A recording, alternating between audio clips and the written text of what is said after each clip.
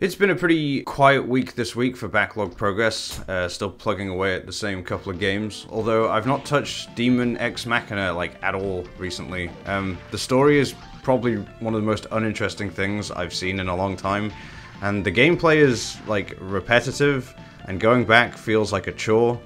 It sort of reminds me of an old arcade game I played a long time ago called Steel Chronicle. You're fun for a short while, but once you've pumped about 400 or 500 yen into the machine, it gets kind of dull.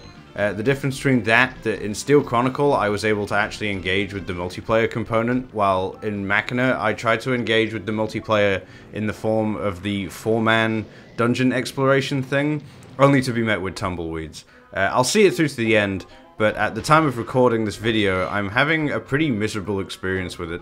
On the flip side of that, I'm having a really good time with Triangle Strategy, but it's sort of hard to say anything of substance about it without spoiling stuff.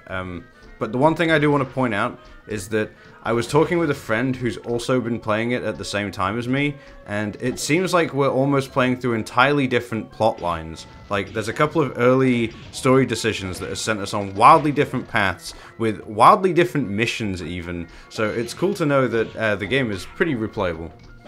I also started a new game recently, a little title called 12 is Better Than 6, but I don't know, man, it's kind of janky and it's a little bit ass. It's most easily described as Wild West Hotline Miami, but while Hotline Miami was fast, responsive, and fun with a bomb-ass soundtrack, 12 is Better Than 6 feels a lot slower, I get caught on geometry a lot, and the OST puts me to sleep.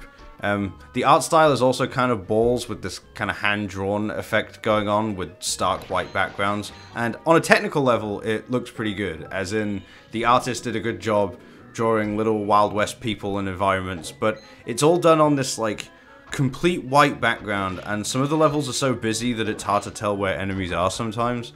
There's also a couple of missions that involve meeting with or talking to an NPC, but there's no distinction between friend and foe, since everyone is kind of just a sliding cowboy hat for the most part. So I've had situations where I'm peeking around corners wasting ammo on unkillable entities because I wasn't sure if it was going to start dialogue or throw the game over screen in my face.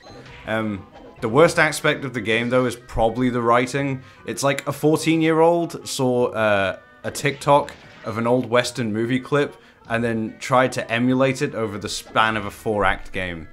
It's grating, and it's, for lack of a better word, cringe, and I kind of appreciate the story is nothing more than some pre-level context for killing people. And also, what's with the title? Like, 12 is better than 6, to me, implies that the character would be fighting with 2 revolvers, you know, they have 6 bullets and the thing. Anyway, but you can't do that. You get 1 revolver, sometimes a shotgun, sometimes a rifle, sometimes a bow and arrow. You can't carry 2 guns at the same time, and you have to drop the weapon that you're holding in order to scavenge ammo from corpses. So the title's kind of fucking bullshit, but I'll also see this one through to the end. I'm probably not going to have a good time doing it, but we'll see. Maybe the last act will be a bit better. The big thing from this week, though, was the playthrough of Bioshock Infinite I did on stream. My first time playing it all the way through to completion by myself, and I did it in a single session, and it was a fun little hangout with chat, and I had a good time, but Bioshock Infinite is fucking garbage. I wrote a blog post on it after the stream was done, which I'll link in the description, but I did not like it that much at all.